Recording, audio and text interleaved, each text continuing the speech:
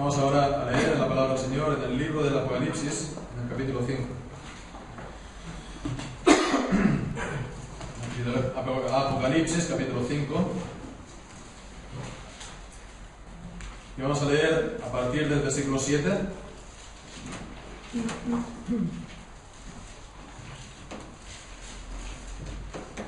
Dice así la palabra del Señor. Y vino y tomó el libro de la mano derecha del que estaba sentado en el trono. Y cuando hubo tomado el libro, los 4 seres vivientes y los 24 ancianos se postraron delante del Cordero. Todos tenían arpas y copas de oro llenas de incienso, que son las oraciones de los santos. Y cantaban un nuevo cántico diciendo: digno eres de tomar el libro y de abrir sus sellos, porque tú fuiste inmolado y con tu sangre nos has redimido para Dios, y de todo linaje y lengua y pueblo y nación. Y nos has hecho para nuestro Dios reyes y sacerdotes, y reinaremos sobre la tierra.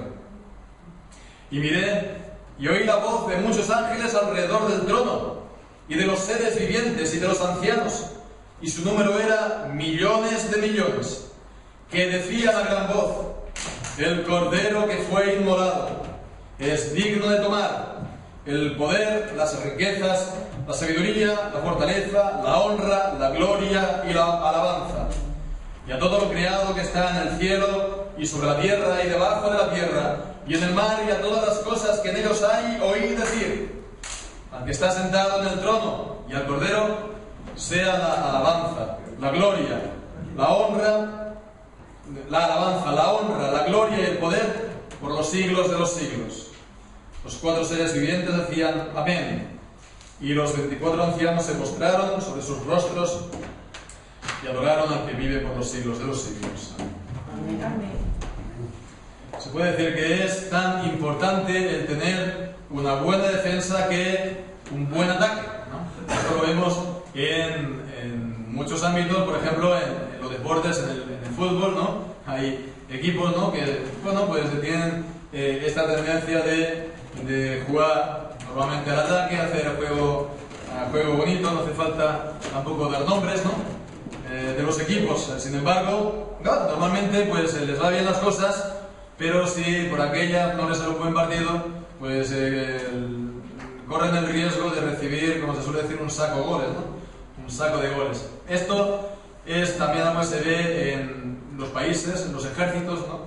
Un país puede tener un potente ejército para ir a luchar a todas las naciones de la tierra, a conquistar todo el mundo, pero si uno deja la retaguardia desprovista y pues débil, pues por ahí se puede también infiltrar el enemigo y puede invadir el país. Y entonces esto viene a cuento también porque esto ocurre también en la fe cristiana. En la fe cristiana hay una disciplina que se conoce como la apologética. Tal vez hemos escuchado la palabra apologética. Es una palabra que proviene del mismo verbo griego que encontramos en Hechos capítulo 24 y en Hechos capítulo 26, cuando Pablo estaba presentando su defensa. Entonces, la apologética es una disciplina de la defensa de la fe. De la defensa de la fe ante los adversarios, ante, pues, por ejemplo, los ateos, ¿no?, ante los agnósticos, ante otras también religiones, o también ante otras herejías. Y bien, pues muchas veces esto se descuida de los cristianos, también se descuida en el púlpito, se descuida en el ministerio, porque muchas veces se ve como algo meramente intelectual, ¿no? Meramente intelectual, poco espiritual, y pues que pueda recibir la gente poca edificación. Y bien, pues estamos de acuerdo que si solamente se alimenta a la gente de esto, pues bueno, y al final somos lo que comemos, ¿no? Si comemos pues solamente un tipo de dieta, pues vamos a hacer así. Si solamente nos estamos pues alimentando de obras y de libros de apologética, pues siempre sí vamos a tener intelectualmente muy razonada la fe, pero tal vez otras áreas van a estar no tan desarrolladas, ¿no? Por ejemplo, nuestro corazón a lo mejor no va a ser tampoco muy caliente para el Señor, o también nuestras manos van a ser un poco débiles, no vamos a actuar, va a ser todo muy intelectual, muy racional. Pero decimos, si se descuida esto, pues una y otra vez vamos a mostrar debilidades, flancos por donde nos pueden golpear, y no solo esto, sino también que nos puede afectar a nosotros. Si no encontramos respuestas a estas preguntas, estas preguntas nos las podemos hacer también nosotros. Y nos podemos también planteárnoslas nosotros, ¿verdad?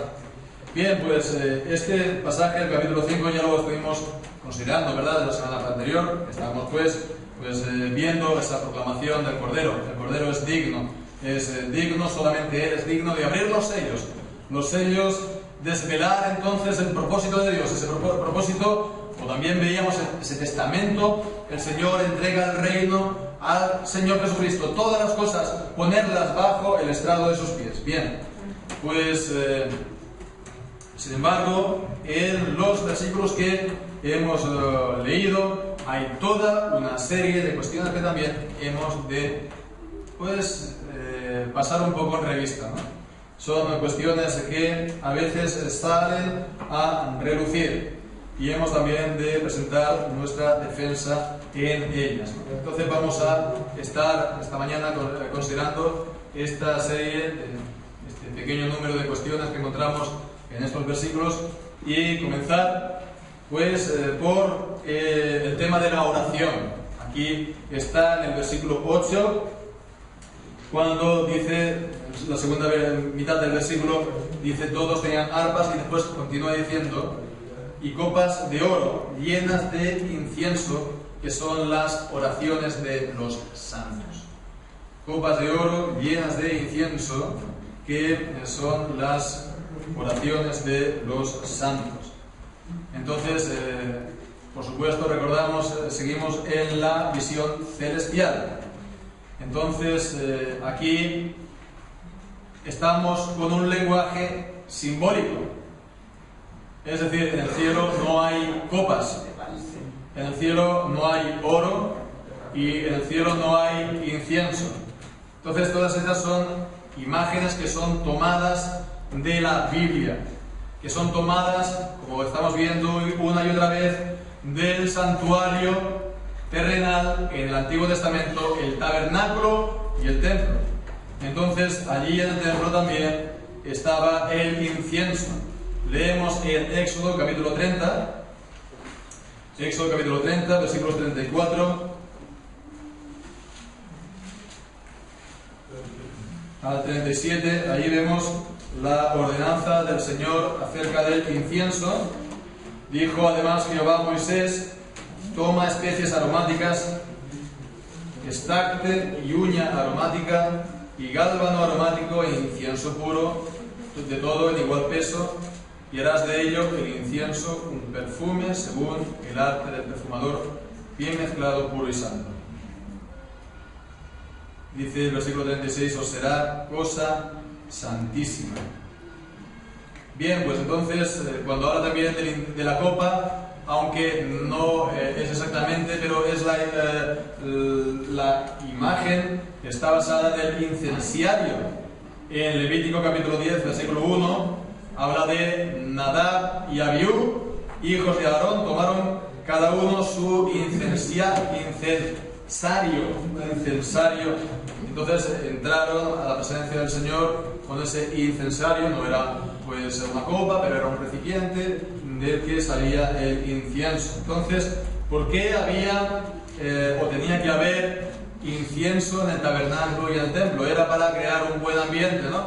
Antiguamente los jóvenes así pues ponían el incienso, ¿no?, para crear un buen ambiente. Es esto la razón por la que había el incienso. Entonces, pues no, era un simbolismo de que lo que hemos leído en Apocalipsis 5, las oraciones del pueblo del Señor, las oraciones de los santos.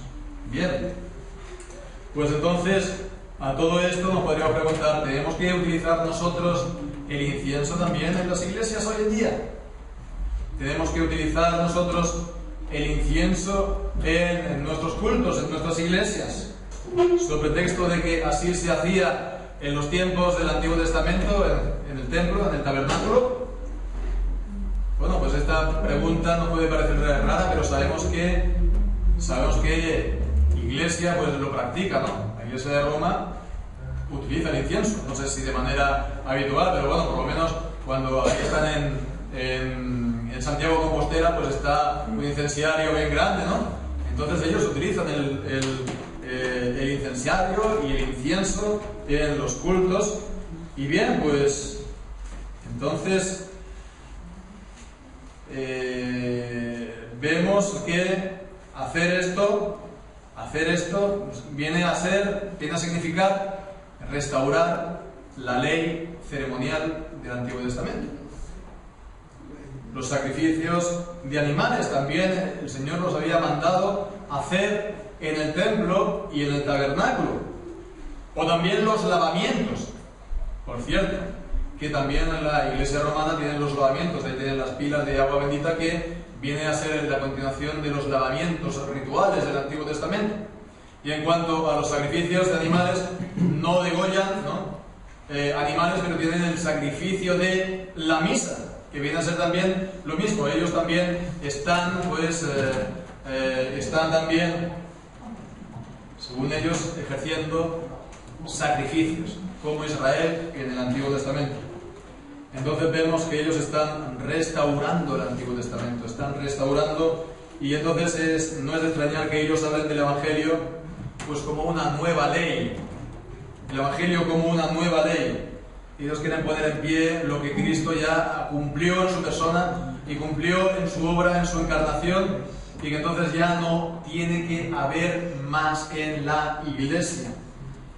Porque entonces se está negando prácticamente que Cristo ha venido y que Él ha hecho la salvación. Estamos hoy en día entonces como Israel, esperando que la salvación se cumpla. Entonces esto por un lado, pero podemos ver un poco más en detalle acerca de la oración, acerca del incienso, ¿no? Que son las oraciones de los santos. Bueno, pues este pasaje también es utilizado para justificar otras prácticas. Se nos dicen, mira, ves, los santos en el cielo, ¿no? Los santos están ya en el cielo y están orando a Dios. Ellos oran a Dios. El incienso está simbolizando sus oraciones. Bueno, pues entonces ellos oran a Dios. ¿Por qué no entonces yo no les digo a los santos que están en el cielo que oren por mí? De la misma manera que yo voy a mi hermano o a mi hermana y le digo, mira, yo tengo este problema, ora por mí, intercede por mí ante el Señor. ¿Por qué no hacerlo? Ellos están en el cielo y oran. ¿Por qué no me pueden echar una mano? Bueno, pues entonces de esta manera, sí, este pasaje se utiliza también por la misma Iglesia de Roma para justificar la llamada intercesión de los santos. La intercesión de los santos. Visto desde el punto de vista de ellos, entonces, ¿qué impide, no? ¿Qué impide que sea así? Ellos oran, ¿no? Pues entonces que oren también por mí. Pues ¿qué impide? Pues muchas cosas lo impiden. Y primero y sobre todo, porque la Biblia no dice una sola palabra de ello. Es algo completamente ausente de la Biblia, de la Escritura.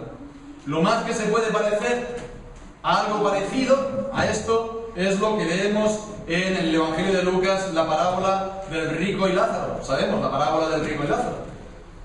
Conocemos la parábola. Pero el rico no estaba intercediendo ante Dios. No, él estaba en el infierno, para empezar, y estaba intercediendo, queriendo interceder con Abraham, pero de nada le sirvió. Él no lo aceptó. En todo caso, no hay que especular en base a este pasaje ni en base a ningún otro, porque Dios no nos ha ordenado en ningún lugar de la palabra, no hay ningún versículo de la Escritura que oremos nosotros a los santos que están en el cielo para que ellos oren por nosotros. Esto no está en la Escritura, en ningún mandamiento, no hay ningún ejemplo de la Escritura tampoco. Entonces no se tiene que hacer, ¿no? Es el segundo mandamiento del decálogo de los 10 mandamientos. No te harás imágenes, ¿no? Por extensión, no darás ningún culto que el Señor no ha ordenado en su palabra. Es el principio regulador, el principio regulativo del culto. Todo ha de ser regulado por la palabra de Dios. Cuando damos la adoración a Dios, no tenemos la libertad para añadir lo que me parece bien. Puede parecerte bien, pero no es lo que Dios ha ordenado. Nos tenemos que ceñir a lo que Dios ha ordenado, porque si no, eso es idolatría. El hacer imágenes para dar culto a Dios, incluso al Dios verdadero, es idolatría. De la misma manera, pues, dar culto a Dios de una manera que el Señor no ha ordenado es idolatría. Bien, pues esto ya es una razón por sí sola más que suficiente.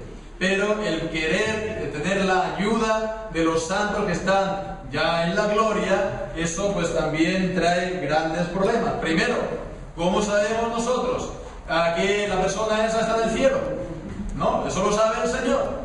No, nosotros podemos también pensar que es así. Si Él ha dado también testimonio de fe, si Él ha andado, sí, lo consideramos que es un creyente. Pero para que la Iglesia como tal oficialmente lo considere en el cielo, pues ¿qué tiene que hacer?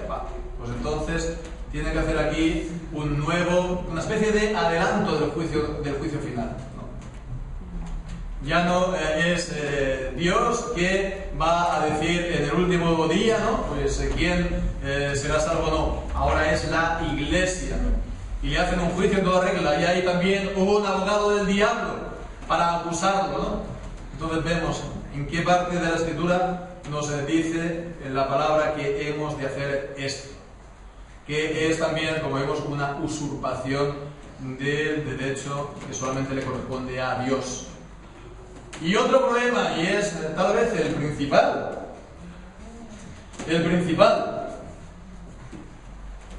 Como, por ejemplo, la Virgen María, ¿no? Le adoran mucho, ¿no? Aquí y allá, en todas partes, ¿no? Bueno, pues como esta señora, y dicho con respetos, es capaz de conocer las oraciones que le pueden estar haciendo al mismo tiempo, pues miles y no millones de personas en una infinidad de lugares en todo el mundo. ¿Cómo es eso posible? ¿Es que ella es omnisciente? ¿Es que ella es omnipresente? ¿Es que ella es Dios? ¿Cómo ella sabe todas las oraciones que se le hacen? Pues, ¿cómo es entonces la solución que dan a esto? Pues ellos la solución dicen, no, mira, es que ellos están, los santos, mirando la esencia de Dios. Ellos están mirando la esencia de Dios y entonces reciben ese conocimiento de Dios, porque están mirando la esencia del Señor.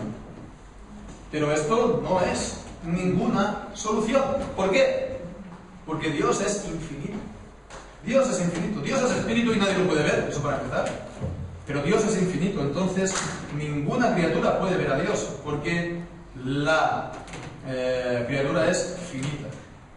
Y la criatura no tiene capacidad para ver al ser infinito, para ver a Dios.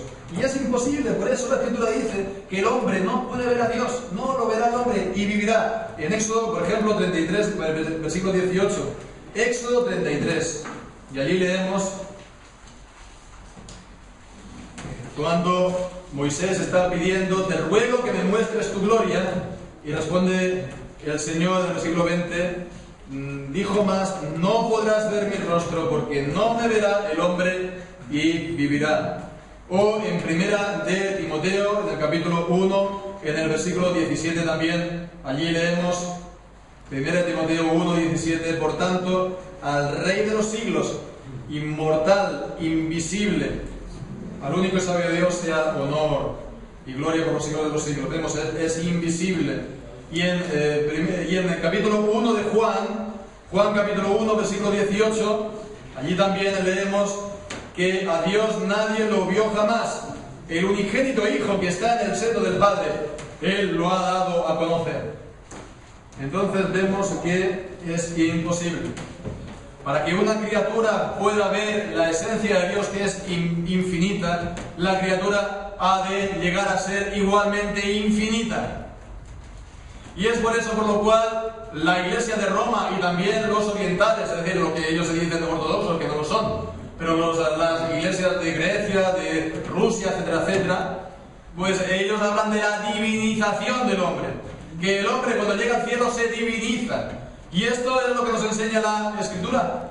Esto es algo de las religiones orientales, que el hombre al morir, ¿no? Pues bueno, si ha sido purificado en la tierra, etcétera, etcétera, se va a fusionar con el karma, con el cosmos, con el universo. Pero eso no es lo que dice la Escritura de la Biblia, porque el Señor dice que a otro no dará su gloria en Isaías. Por eso Él es el único Dios y no hay más. Él no puede compartir su esencia y su gloria con nadie. Entonces alguien puede decir, bueno, ¿y qué pasa entonces con la bienaventuranza en Mateo 5, en el versículo 8, de que bienaventurados los de corazón limpio porque ellos verán a Dios? Pues bien, entonces la respuesta es la que dio el Señor Jesús mismo en Evangelio de Juan, capítulo 14. Evangelio de Juan, capítulo 14.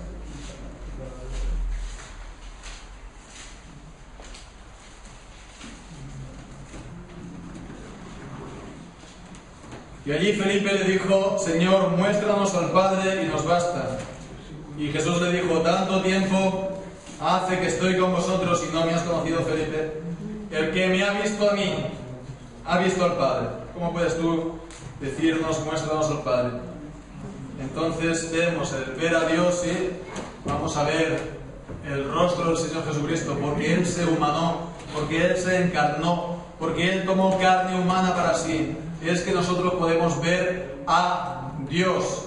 Lo veremos en su rostro humano que Él tomó para sí, pero que Él es suyo porque es de su misma persona. Y la persona de Cristo es divina, es Dios. Así por tanto es contemplando el rostro del Señor Jesucristo, estando con Él por toda la eternidad que veremos al Señor. Esto en cuanto a las cuestiones pues de la oración en este pasaje, pero hay más también. Ahora vemos cuestiones acerca de las alabanzas. En el versículo 8, en el mismo versículo 8, la frase anterior vemos, dice que tenían arpas. Tenían arpas. Sí, el capítulo 5, versículo 8, dice, todos tenían arpas y copas de oro llenas de incienso, que son las oraciones de los santos. Entonces tenían arpas. Bien, de la misma manera vemos, está diciendo que en el cielo tenían arpas, de la misma manera que también sabemos que en la iglesia, hoy en día en las iglesias, en la tierra, pues existen, ¿no?, instrumentos musicales, ¿no?, en el culto al Señor, y es una cosa que damos por hecho que está bien, pero en el fondo no nos planteamos si esto está bien o no, si es correcto o no, si es bíblico o no. Simplemente lo que siempre hemos visto, ya está. Sí, en el Antiguo Testamento es cierto que se daba el culto al Señor por medio de instrumentos musicales. Tenemos, por ejemplo, el Salmo 149 y el Salmo sobre todo 150, ¿verdad? Que siempre pues se cita, ¿no?, acerca de dar al Señor la gloria con bocina, con pandero, etcétera, etcétera, con distintos instrumentos musicales. Pero hay que tener en cuenta, no hay que olvidar que los instrumentos musicales en el culto del Antiguo Testamento estaba limitado solamente al templo de Jerusalén. Al templo de Jerusalén. Nunca en las sinagogas se tocaban instrumentos musicales. Eso era algo extraño. El culto a Jerusalén era porque David había instituido las órdenes de los sacerdotes, los rangos y también los instrumentos, y había dado en los encabezamientos de los salmos en qué melodía, con qué instrumentos se tenían que tocar cada uno. Pero en las sinagogas no era así. Cristo en las sinagogas, en el Nuevo Testamento, Jesús no cantó los salmos con arpas o con otros instrumentos. Los apóstoles en las sinagogas no tocaron las arpas ni los instrumentos musicales. Y los apóstoles, cuando fueron enviados de dos en dos por medio del Señor Jesucristo, no fueron enviados con una arpa, con una guitarra o con una armónica. Y cuando los apóstoles fueron a predicar de ciudad en ciudad, después de que el Señor Jesús pues muriera y ascendiera a los cielos, en sus viajes misioneros el apóstol Pablo o el apóstol Pedro nunca fueron con arpas, ni tampoco dijeron en sus cartas que la iglesia tuviera que estar pues tocando con los instrumentos musicales. Y de hecho en las iglesias cristianas no hubo instrumentos musicales durante siglos. Esto es una cosa que se vino ya a partir del siglo IV, V, VI, incluso ya entrado en la Edad Media. Había gente que estaba en contra. Todos los padres de la iglesia de los primeros siglos estaban en contra del uso de los instrumentos musicales. ¿Y por qué decían ellos? Pues porque eso era algo del Antiguo Testamento. El querer tocar los instrumentos musicales en las iglesias equivale a utilizar, por ejemplo, el incienso. Equivale a restaurar los sacrificios de animales. O querer celebrar la Pascua, ¿no? Como también pues, se quiere celebrar. Es decir, continuar con el Antiguo Testamento. Además que decían también todos los pastores y los padres de los primeros siglos, es algo del mundo. Es algo del mundo. El Señor no nos lo ha mandado. El Señor nos lo ha dicho. Bien, por lo tanto, la conclusión ¿cuál debe ser? El Señor no lo ha ordenado porque no lo encontramos ratificado en el Nuevo Testamento. El canto de los salmos sí, porque vemos que el Señor los ordenó en el Antiguo Testamento y no ha añadido más. Y dice en Efesios y en Colosenses que alabemos al Señor con con salmos, himnos y cantos espirituales. Vemos, está ratificado el canto de los salmos del Antiguo Testamento, pero no así el uso de los instrumentos. Así, por lo tanto, vemos que no hay que emplearlos. Hay que considerarlo como esa ayuda que el Señor dio en el tiempo del Antiguo Testamento, pero que ahora, con la plenitud de la revelación, con la plenitud del Espíritu Santo que nos ha sido dada hoy, no nos es necesaria. Le fue dada en aquel entonces para ayudar a la gente, para enfervorizar, digamos, su corazón para la alabanza al Señor. Pero nosotros, nuestra alabanza al Señor, nuestro canto, ha de ser una melodía que brote del corazón, una melodía que brote de nuestro corazón por el Espíritu Santo. Y pensemos, en el cielo no hay arpas. En el cielo no hay arpas. Entonces está hablando así de su alabanza, de la melodía de su alabanza, de la melodía de su adoración. Bien, pues esto es algo que, bueno, nosotros también hemos estado de esa misma manera. No es lo más común, evidentemente, lo que estamos aquí diciendo. El 90% de las iglesias, el 99% de las iglesias están pues tocando instrumentos musicales, ¿no? Nosotros también, hasta hace poco, ¿verdad? Entonces comprendemos pues que incluso mucha gente esto ni se lo piensa, ni sabe, ni conoce esta doctrina. Pero la cuestión no es tanto conocerlo, la cuestión es aceptarlo. La cuestión es aceptarlo y no rechazarlo, porque la práctica de mi iglesia es esta. Porque nosotros siempre hemos hecho esto otro. Eso es entonces poner las tradiciones de la iglesia por encima de la palabra y no por debajo de la autoridad de la Escritura. Entonces, ¿a quién hemos de dar más crédito? ¿Qué es lo que pesa más? ¿La tradición de los hombres o la palabra del Señor? Pues esto es lo que tiene que ser la palabra del Señor. Después también en cuanto al contenido de las alabanzas, el versículo 9 dicen: y cantaban un cántico nuevo, diciendo: digno eres de tomar el libro, de abrir sus sellos. Cantaban un cántico nuevo. Esta expresión también nos la encontramos en Apocalipsis capítulo 14, versículo 3. Dice: y cantaban un cántico nuevo delante del trono.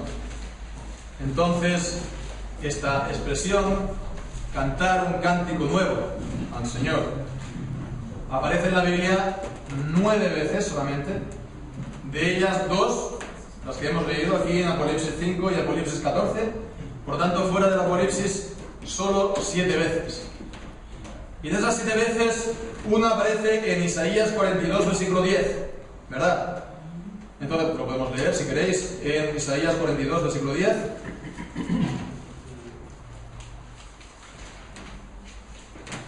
Cantad a Jehová un nuevo canto, su alabanza desde el fin de la tierra, los que descendéis al mar, y cuanto hay en él las costas y los moradores de ella. Por cierto, un lenguaje tan cercano al de los salmos, ¿verdad? Pero entonces, dejado entonces esta cita de Isaías, todos los demás aparecen en el libro de los salmos. En el Salmo 33.3, en el Salmo 43, solamente lo voy a citar, en el Salmo 96.1, 98.1, 144.9 y 149.1. Son las únicas veces que aparecen, pues, los nuevos cánticos, de cantar los nuevos cánticos. Bien, pues, ¿cuáles eran estos nuevos cánticos? Los salmos. Ese era el nuevo cántico. El nuevo cántico que se tenía que cantar al Señor. El nuevo cántico que se tenía que cantar al Señor eran los salmos, que el Señor iba dando también por explicación del Espíritu Santo. Pero sabemos que hoy en día estos versículos de cantar al Señor un nuevo cántico se toma también para justificar otro tipo de cantos, ¿no? O cantos de otra manera, ¿no? Hoy en día uno se siente inspirado, ¿no? Uno se siente pues inspirado y entonces pues compone un canto y entonces lo pone en la iglesia y todos se pueden a cantarlo, y si se vuelve popular entonces lo vienen a cantar todas las iglesias, ¿no? Bien, pues ¿cuál es el problema de esto? El principal es con qué autoridad se hace esto. ¿Con qué autoridad se hace esto? ¿Con qué autoridad un canto que uno se compone pasa a ser cantado en todas las iglesias? Es algo que no se plantea, simplemente se hace y ya está. Simplemente se hace y ya está. Entonces, vemos, los salmos son cantos dados por el Espíritu Santo por inspiración. Los salmos que cantamos no decimos que sean inspirados, pero intentan ser una versión metrificada que siempre se puede mejorar. Y siempre se puede intentar que sea lo más cercana, literal, fiel al salmo de la Biblia. Bien, pues entonces, los salmos de la Biblia, vemos cuál es la autoridad para cantarlo, el Señor nos lo ha dado. En Apocalipsis, los santos cantan un nuevo canto, sí. Pero en el Apocalipsis es la iglesia triunfante. Son los espíritus de los justos hechos perfectos. Ellos no tienen el pecado original morando en ellos. Ellos no tienen el pecado, ¿verdad? No tienen pecado. Entonces ellos son perfectos. Ellos no tienen ninguna posibilidad de error. Ellos no tienen ninguna posibilidad tampoco de pecado. Sin embargo, lo nuestro es así. Yo he formado parte personalmente de un comité que ha, digamos, publicado un himnario con cantos, con las canciones estas típicas que se cantan, los himnos sobre todo. Y bueno, pues lo que hemos hecho ha sido sobre todo un gran trabajo de depuración de la letra. Veíamos que había muchas, digamos, errores en las letras de lo que se cantaba, sí, errores en cuanto a la Biblia, ¿verdad? Ha sido un esfuerzo tremendo. Al final se ha publicado esto, pero a mí personalmente esto me ha hecho también plantearme las cosas. Lo peor de todo es que lo puedes depurar, pero nunca puedes estar seguro que lo que queda, lo resultante, es al 100% la voluntad de Dios y que está absolutamente exento de todo error y que estás verdaderamente cantando algo que agrada al Señor. Y eso es algo imposible de decir. Y alguien podría decir, bueno, no pasa nada porque se cuele aquí un fallo. No pasa nada estar cantando errores, cosas que no sean bíblicas, cosas que al Señor no le agrada. No es eso importante. Entonces nunca uno puede, fuera de los salmos de la Biblia, saber si lo que está cantando está bien o no. Entonces, si es así, ¿por qué cantarlo? Si el Señor nos ha dado 150 canciones que sí, sabemos, son totalmente exentas de error. No hay ningún problema con ellas, ningún problema teológico. Nada, nada. Son totalmente puras. Entonces, pues, ¿por qué se prefieren otros cantos? Incluso que lo haya hecho el Lutero, incluso que lo haya hecho quien sea. Pues por el peso de la tradición, por nuestros sentimientos también, porque nos hemos acostumbrado a cantarlos, porque lo llevo cantando desde niño y eso me trae muchos recuerdos. Pues no tiene que ser así. Todo ha de ser puesto debajo de la autoridad de la palabra del Señor. Y estos salmos también para nosotros pueden ser un nuevo cántico. Lo fueron en su día. ¿Y cómo puede ser para nosotros un nuevo cántico? Pues viendo la gloria de Cristo en ellas. Viendo la gloria de Cristo en ellas, porque todos los salmos hablan de Cristo. No solamente los mesiánicos, todos los salmos. Hemos de, pues, acostumbrarnos a pensar en los salmos, también ver a Cristo en ellos. Y así, pues vamos a ver cómo van a ser nuevos cánticos para nosotros. Porque la gloria de Cristo, pues, como el rey, como el sacerdote, como el profeta celestial, el personaje sufriente de los salmos, va a cobrar una nueva vida para nosotros. Bien, pues esto también en cuanto a la alabanza. Y ya por último, en cuanto a la adoración a Dios, la adoración también a Cristo. Y leemos en el versículo 9, cantaban un nuevo cántico diciendo: digno eres de tomar el libro y de abrir los sellos, porque tú fuiste inmolado y con tu sangre nos has redimido, para Dios de todo linaje, lengua, pueblo y nación. Vemos, le dice en el versículo 9 que Jesucristo es digno, como también lo habíamos visto en el capítulo 4, versículo 11, aquel que estaba sentado en el trono: Señor, digno eres de recibir la gloria, la honra y el poder, porque tú creaste todas las cosas. Y también, pues, en el capítulo 5, versículo 12, vemos prácticamente igual lo que leemos en 4.11 a lo que leemos en 5.12. Porque leemos en 5.12, el Cordero que fue inmolado es digno, dice, de tomar el poder, las honras, la sabiduría, la fortaleza, la honra, la gloria y la alabanza. Perdonadme, lo que es prácticamente igual del versículo 13. Dice también, sigue la alabanza al Señor Jesucristo, el Cordero, al que está sentado en el trono, y al Cordero sea la alabanza, la honra, la gloria y el poder por los siglos de los siglos. En el 4.11, digno eres de recibir la gloria, la honra y el poder. Entonces en el versículo 13 está también la alabanza, la honra, la gloria y el poder. Vemos, está adorando al que está sentado en el trono, Dios Padre, y al Cordero que fue inmolado, Dios Hijo, con las mismas palabras. Están recibiendo la misma adoración, el Padre y el Hijo. Y, por lo tanto, ellos que están juntos, ¿no? Están unidos, porque es el mismo Dios. Es Dios, un solo Dios, en tres personas, Dios Padre, Dios Hijo, Dios Espíritu Santo, pero es el mismo Dios, ¿verdad? En esencia.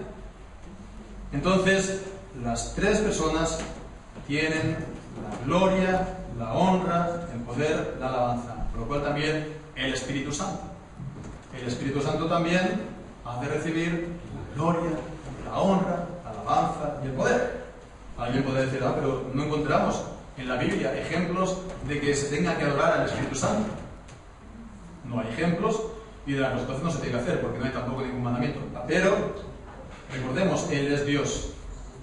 Él es Dios. Hay mucha enseñanza del Nuevo Testamento acerca de la divinidad del Espíritu Santo, pero nos quedamos solamente Mateo 28, 19, cuando dice por tanto, id y bautizadlos en el nombre del Padre, del Hijo, del Espíritu Santo.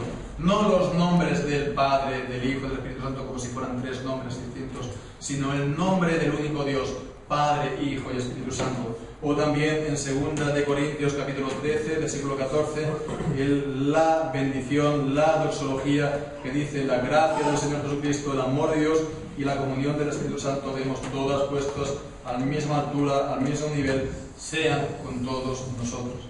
Por lo tanto, esto y toda la enseñanza del Nuevo Testamento de que el Espíritu Santo es Dios, pues entonces, si es Dios, Él es digno de ser alabado.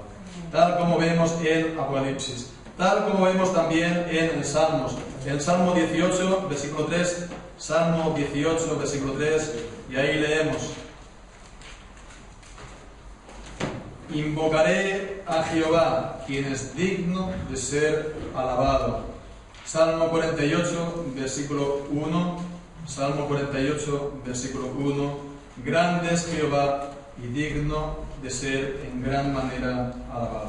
Si el Espíritu Santo, Él es Dios, por lo tanto, Él es digno también de recibir la gloria, la honra y el poder. No puede ser de otra manera, de la misma manera que la reciben el Padre, el Hijo también. Entonces, todas las acciones de Dios, y hemos de pensar esto, todas las acciones de Dios es la acción del ser de Dios, es la acción de la Trinidad, del Padre, del Hijo y del Espíritu Santo, las tres personas. Todas las obras del Señor son las obras del Señor, del Dios Trinitario. El Espíritu Santo no va por su cuenta. El Espíritu Santo no va sin el Hijo y sin el Padre. El Espíritu Santo está unido al Hijo y al Padre. Por supuesto, el Padre no murió en la cruz, eso fue el Hijo. El Padre no viene a morar en el corazón de los creyentes, eso es el Espíritu Santo. Pero el Espíritu Santo es el Espíritu de Cristo y es el Espíritu de Dios, como nos enseña Romanos 8. Entonces hemos de ver lo que es propio de cada persona, del Padre, del Hijo y del Espíritu Santo. No hemos de confundir las personas, ¿vale? Pero no podemos dividir a Dios, porque Dios es solo uno. Todas las obras de Dios son las obras de la Trinidad. El Hijo estaba actuando en la creación, lo vemos en Génesis 1. El Espíritu Santo estaba en la creación, el Hijo también, como nos dice Juan capítulo 1, como nos dice Proverbios capítulo 8. Entonces, todas las obras. Por eso hemos de hacer atención, porque a veces se presenta como si el Espíritu Santo fuera, por así decirlo, por libre, sin Cristo, sin el Padre. Entonces, siempre hemos de estar centrándonos en la adoración a un solo Dios. No son tres dioses, es un solo Dios en tres personas distintas, pero no separadas. Bien, pues hasta aquí estas cuestiones. Decía que a veces nos podemos quedar en lo más atractivo, podría ser, pero también es bueno centrarnos en estas cuestiones. Fallaríamos si no las tratáramos y hemos de ejercer también nuestra mente. Hemos de ejercer nuestra mente a la disciplina de la palabra, ¿no? Poco a poco. Si nos ponemos a correr y no lo hacemos nunca, pues nos van a salir agujetas sí o sí, y más vale que vayamos poco a poco, pero si continuamos podremos ir avanzando más y más, también en la disciplina de la palabra. Pero de todo lo que hemos visto nos podemos, ya para concluir, centrarnos en esto último, en la adoración celestial, que los hermanos que están ya en la presencia del Señor y los ángeles que nunca han caído, ellos están adorando al Dios Trino, Padre, Hijo y Espíritu Santo.